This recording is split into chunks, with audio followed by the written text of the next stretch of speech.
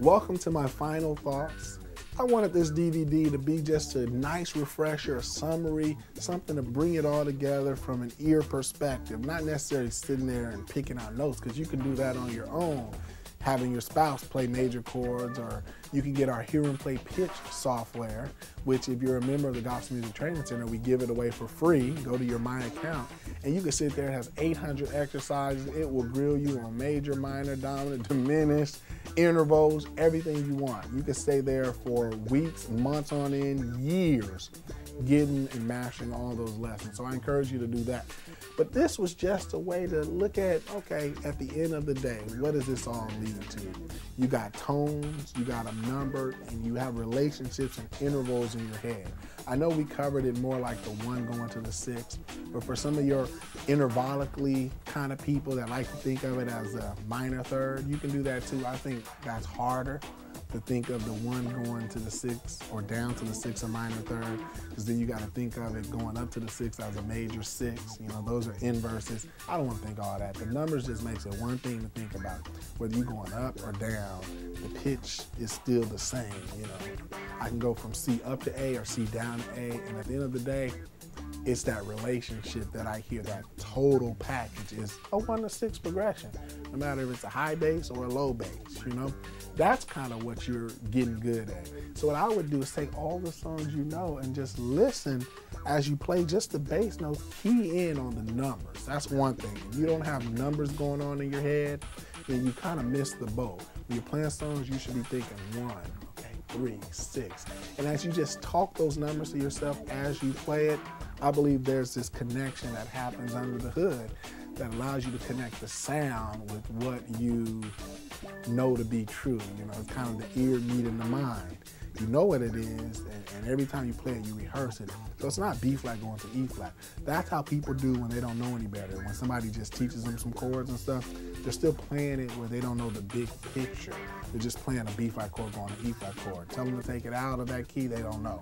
When you get to the point where you're playing numbers, and then you know how those numbers sound, now you've taken it to a whole nother level, because you can take those same numbers anywhere and feel like you know what you're doing. And most importantly, that you don't have to be in the key of C or hear a song in the key of C to know what's going on.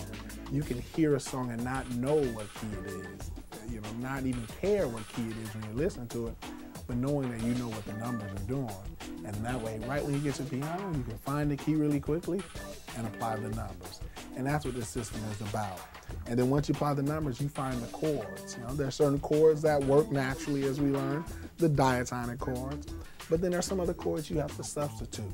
But when you do that, you'll know the substitute is just plain as day. Usually you'll hear dominant bluesy instead of minor, solemn, serious. You'll hear major instead of minor. You'll hear minor instead of major. You know, you'll hear the differences. You'll hear when you're using a tone of the scale a different way, like when we flip the 5th tone of the scale, which normally provides a cadence for us. It provides an ending, a pattern that we're used to. We can hear that difference, you know.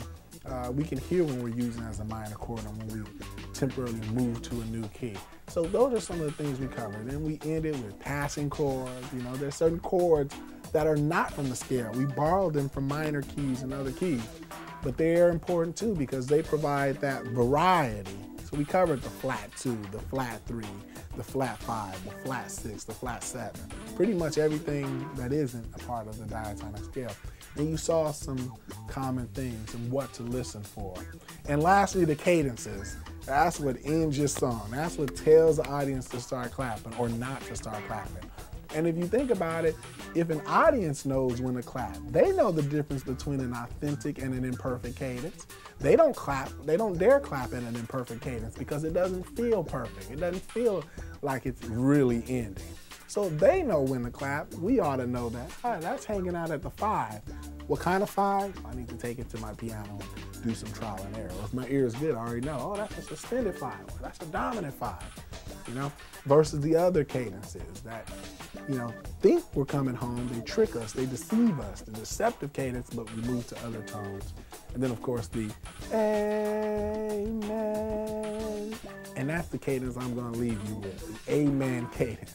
We do it at the end of church, we do it in the benediction, and I'll benedict this course by saying, Hey, man. And that's just a joke. But at the end of the day, and on behalf of the Hear and Play team, Jonathan Powell, my co-instructor, and myself, I hope you have enjoyed the Ear Elevator series as a review and just some further things to think about. And I hope you've enjoyed the musician transformation as a whole.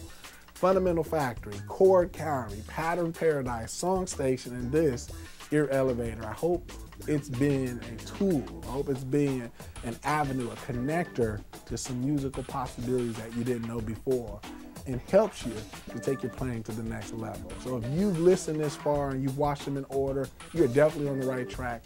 Go back, review the material, and it'll be well worth it. Your playing will never be the same.